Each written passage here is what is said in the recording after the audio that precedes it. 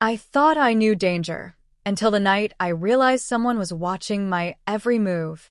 Shadows aren't just shadows, and trust can be deadly. In a world where secrets kill, I have to fight or die. This is my story. My survival. My revenge. I should have known the silence was a warning. It wasn't the ordinary kind of silence, the comforting hush that follows rain, or the soft stillness that wraps around you in the middle of the night. No, this silence pressed against me, heavy and unnatural, as if the air itself was holding its breath. I sat by the window of my small apartment, staring at the city lights that flickered like restless fireflies, and tried to convince myself that I was imagining it. But deep down, I knew better. My name is Seraphina Vale, and if there's one thing life has taught me, it's that peace never lasts. Not for me. Not for anyone who dares to want too much, love too deeply, or trust too easily. I traced the rim of my glass with trembling fingers, the red wine staining my lips, my thoughts a tangled knot of regrets and unfinished memories. Sometimes I wonder when exactly my life slipped out of my control.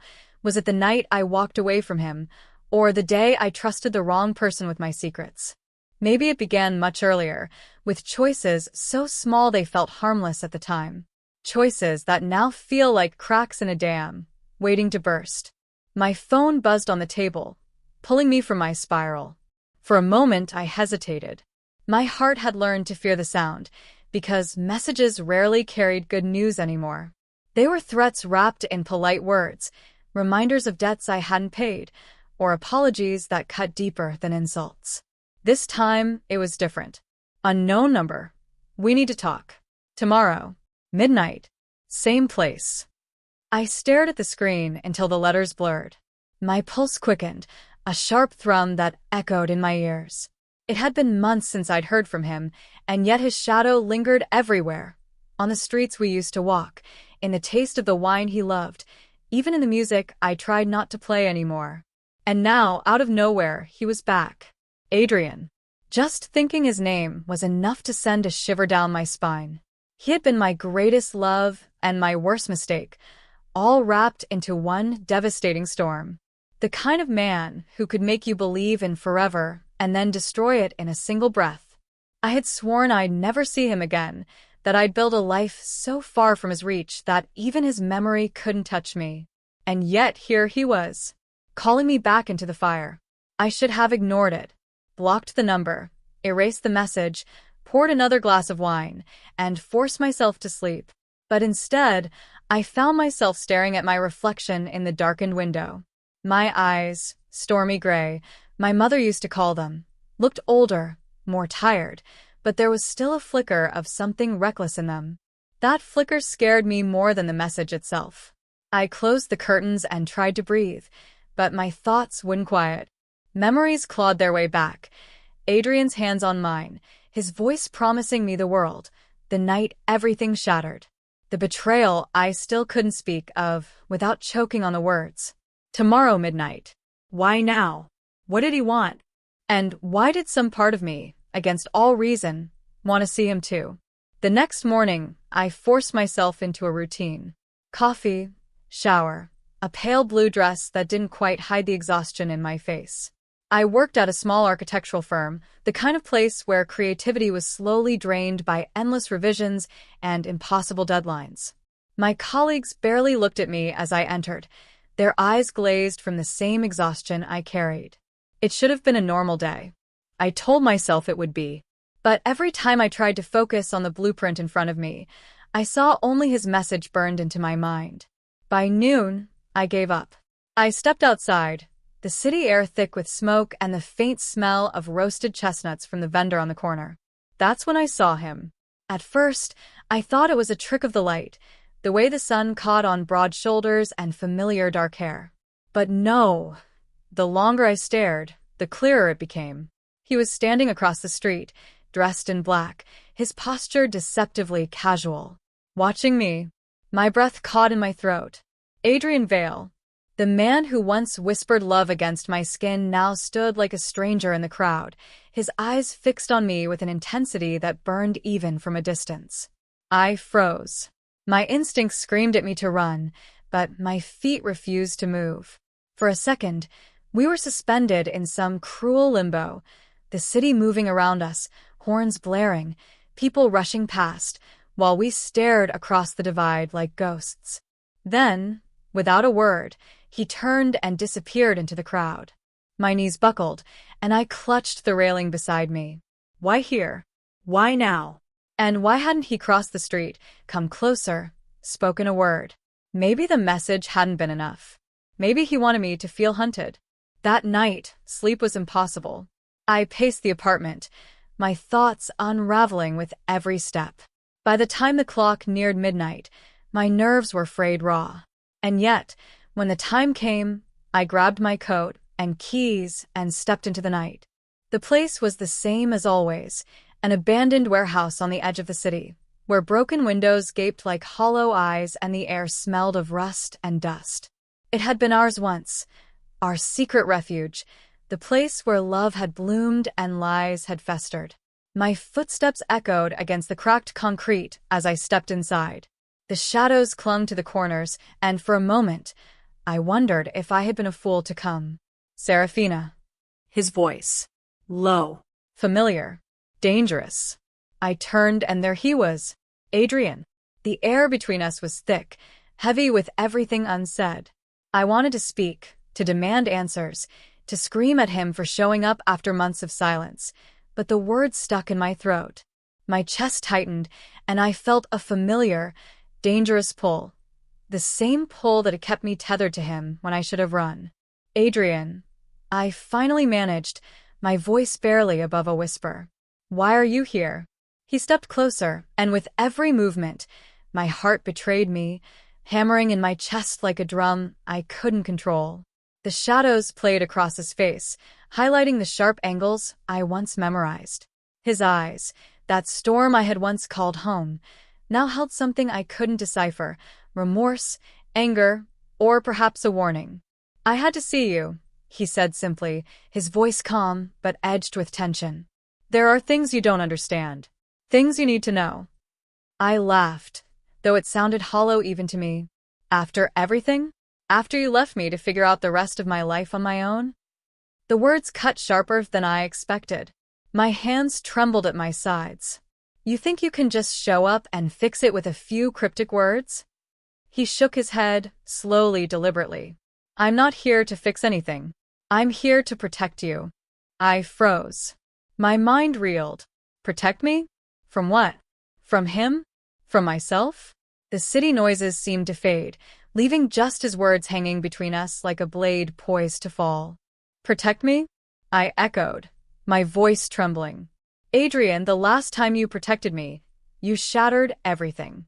Do you even realize what you did? For a moment, his face softened, and I almost believed it. Almost. But then the shadow returned, the one I had tried to forget. The man I loved and feared all at once. Seraphina, there are people who don't want you safe, he said, his tone dropping lower. People who've been watching, waiting, and they'll stop at nothing. The world seemed to tilt. My stomach churned. What are you talking about? He took another step closer, just enough for me to feel the heat radiating from him. I can't explain everything right now, he admitted, his voice tight. But I need you to trust me. For tonight, that's all I'm asking. Trust me to keep you alive. I wanted to scream at him, to tell him I didn't need protection, that I could handle myself. But the words felt weak, and my body betrayed me again. There was something in his presence, something I couldn't name, that made fear and longing twist together in my chest. Then I saw it. A movement in the shadows, subtle but deliberate. A figure slipping between the broken beams of the warehouse, watching, waiting. Adrian's eyes followed mine, narrowing instantly. They're here, he said. I warned you they'd come. My pulse spiked, adrenaline igniting a fire in my veins. For months, I had felt safe, convinced the danger had passed. But here it was, undeniable and crawling toward me in the darkness. Who are they?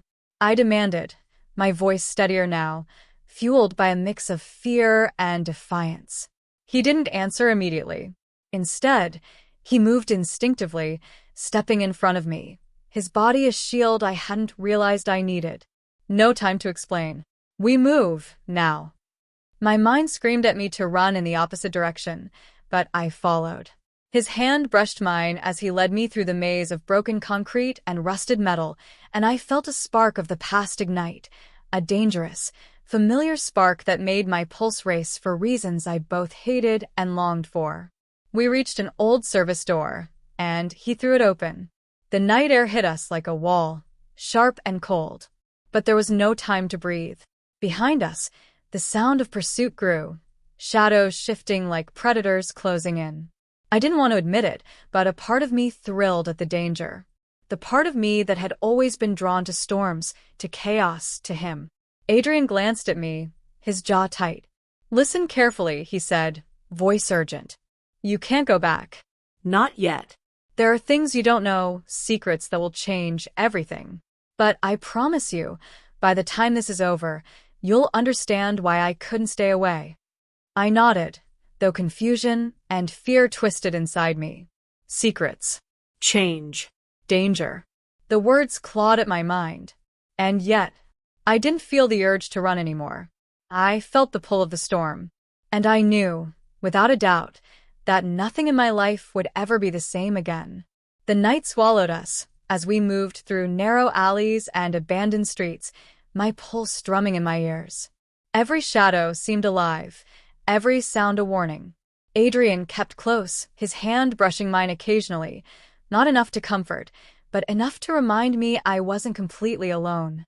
"Where are we going?" I asked, my voice steady despite the adrenaline. "Somewhere safe for now," he said, glancing over his shoulder. "I can't risk being followed. Not tonight." Safe. I wanted to believe him, but my gut told me that safe was just a word, a fleeting illusion. And yet, the way he moved, so precise and focused, made me wonder if he had always known this world better than I did. The sound of footsteps echoed behind us, faint but deliberate. Someone was tailing us, I realized with a chill. My chest tightened. "Adrian," I hissed, grabbing his arm. "They're still behind us." He didn't answer immediately. His eyes scanned the darkened streets, calculating, analyzing. "Not for long," he said finally, a grin set to his jaw. "We have a few tricks left." We ducked into a narrow passage, and suddenly he pulled a small device from his pocket. A flash of light erupted, blinding anyone who might have been following us. My ears rang, and my eyes watered, but the sound of pursuit faded into frustrated shouts. I blinked, trying to see through the haze. Adrian's face was sharp in the glow of the streetlight, every line of tension visible. "You okay?" he asked. I nodded, though I barely recognized the racing heartbeat in my chest. "Yeah, thanks." He didn't say anything else, but his grip on my hand tightened slightly. A silent promise, or perhaps a warning. I couldn't tell which. We moved quickly, shadows among shadows, until we reached a crumbling warehouse on the edge of the district. Adrian paused at the door, listening. "Inside," he whispered. "Stay close and don't make a sound." The inside was dark, filled with crates and machinery coated in dust. The air smelled of oil and rust. I realized I'd never been here before, and yet there was a strange familiarity, like he had used this place many times, long before I knew it existed. Adrian led me to a corner, where a faint light flickered. He gestured for me to stay low. "They're organized," he murmured. "They've been watching for weeks. Whoever is behind this, they know things. Things about you. About me." My stomach twisted. "Why me?" He hesitated. His gaze softened for just a moment, then hardened again. "It's not just you. It's what you represent. They want leverage. Control. And they're willing to go to extreme lengths to get it." I swallowed, trying to digest his words. Leverage? Control? Extreme lengths? My mind raced through possibilities, each more terrifying than the last. A sudden crash echoed from the far side of the warehouse, and both of us snapped our heads toward the sound. Shadows shifted, and I saw movement, more than one figure this time. I could feel the tension in the air, like static before a storm. Adrian stepped in front of me, his expression deadly calm. Stay behind me. No matter what happens, don't panic. You trust me, right?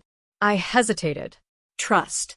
That word had been poisoned before, burned by the memory of everything he had left behind. But looking at him now, seeing the fierce determination in his eyes, I felt a flicker of something I hadn't felt in months. Hope. I trust you, I whispered. He gave a small nod, then moved forward, silent and precise, every step a calculated risk. I followed, barely breathing, heart hammering. The first figure emerged from the shadows, a tall man in a black coat, face obscured. He stopped abruptly when he saw Adrian, as if recognition struck him. Adrian's voice was low but cutting. You shouldn't have come. The man didn't answer. He lunged. And then everything became chaos. Adrenaline surged as Adrian blocked the strike, his movements almost superhuman. I ducked instinctively, hiding behind a crate, heart in my throat.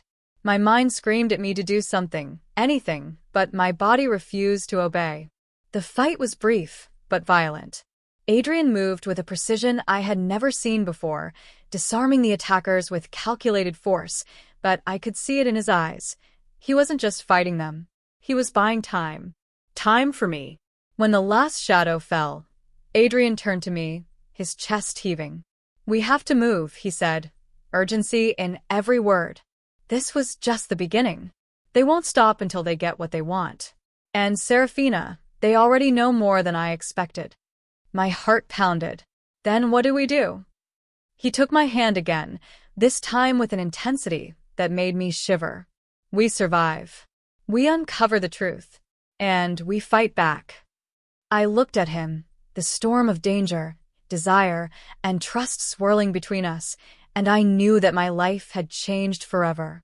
The line between ally and enemy, between love and obsession, had blurred. And there was no going back. Not now. Not ever.